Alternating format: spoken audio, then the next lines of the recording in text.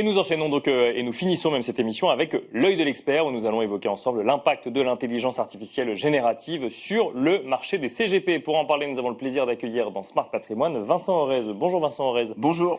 Vous êtes cofondateur de Figen AI et la première question qu'on peut se poser, tout simplement, c'est quel est l'impact de l'IA générative, celle avec laquelle on peut discuter depuis 2 à 3 ans maintenant, sur le métier des conseillers financiers? Écoutez, l'impact est énorme et il va être de plus en plus important. Il y a 2 ans et demi, ChatGPT 3.5 sortait en version grand public, faisait beaucoup d'erreurs. De plus en plus, ça en fait un petit peu moins. Mais on voit aussi que l'IA ne fera pas certaines choses, notamment l'écoute client, l'empathie. Et donc premier impact, c'est que ça redéfinit peut-être le rôle du conseiller patrimonial, D'accord. qui va se recentrer sur l'écoute, sur l'accompagnement du client, sur le coaching du client, là où son expertise sera essentielle pour filtrer le bon du mauvais, mais en même temps, l'écoute va devenir encore plus importante. Parce que ça veut dire, si le conseiller en gestion de patrimoine doit recentrer son métier, ça veut dire qu'il faut prendre en compte un impact de cette technologie, même pour un professionnel qui décrypte et conseille des placements toute la journée? Alors la phrase va être dure, mais on est convaincu chez Figen AI et chez les plus de 600 clients qui nous font confiance désormais, que Et en B2B, hein. clients B2B, Oui. des conseillers patrimoniaux qui nous ont rejoints en 6 mois, notre conviction, c'est que soit on s'adapte à l'IA, à l'ère de l'IA générative, soit on se prépare juste à disparaître. D'accord. Parce que demain, dans quelques années, peut-être déjà là, c'est le retour de certains de nos clients, vous avez des particuliers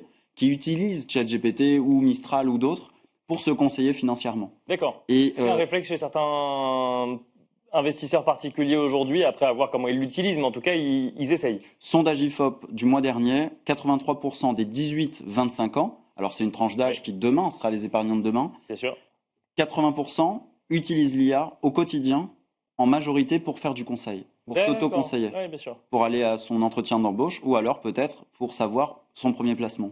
Est-ce qu'on doit s'attendre à ce que demain, des fintechs, je crois que c'est d'ailleurs déjà même le cas plus ou moins aujourd'hui, ou des nouvelles solutions d'investissement proposent un conseiller, un CGP qui ne soit plus qu'une IA? Alors la rupture ne sera pas totale et complète par rapport à ce qu'on a déjà connu avant. Il y a déjà les robots advisors qu'on a connus depuis quelques années qui commençaient déjà à essayer de désintermédier. Je pense qu'il y a une partie de la population qui voudra passer par ces robots advisors hier, qui D'accord. voudra continuer par des robots advisors IA. Maintenant, est-ce que c'est parce que le robot me dit sur mon espace de chat ou même par téléphone avec une voix d'IA tout en me disant que c'est une IA que je vais suivre sa décision? Là, j'enjoins tout un chacun de s'imaginer son épargne, la préparation de sa retraite. Est-ce que je vais suivre? Certains vont dire oui. Je pense que ce sera une partie minoritaire de la population. Et une autre partie va vouloir toujours être conseillée. Quand on sait que l'intelligence artificielle générative est capable de traiter un nombre hallucinant de données en un temps record, comment trouver sa place quand on est conseiller en gestion de patrimoine et que du coup on doit effectivement être expert sur tous les placements et qu'il est difficile d'être expert sur tous les sujets placements, là où l'IA potentiellement peut avoir un avis sur chacun d'entre eux? Justement, ça redéfinit aussi peut-être le rôle de la formation dans le conseiller patrimonial.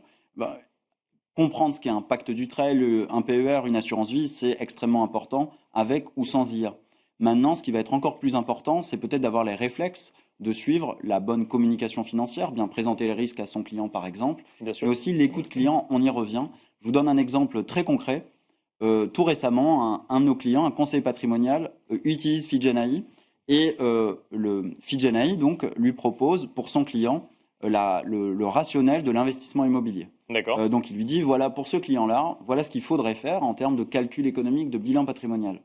Pourtant, si c'était un bon conseiller, et c'était le cas, eh bien il savait que la première solution n'était pas du tout la bonne pour son client. Pourquoi? Parce que c'était du LMNP, il fallait gérer l'allocation, et ce client-là D'accord. n'aurait jamais fait une décision d'investissement s'il devait gérer. Et D'accord, donc, ouais. il faut un deuxième rang, et là, c'est parce qu'il le connaissait depuis plusieurs années. Et on ne peut pas effectivement tout remplacer, même si rationnellement, théoriquement, la meilleure solution était celle-là. Il faut ensuite effectivement comprendre le comportement et l'émotion effectivement de l'épargnant et des investisseurs. Merci beaucoup, Vincent Orez.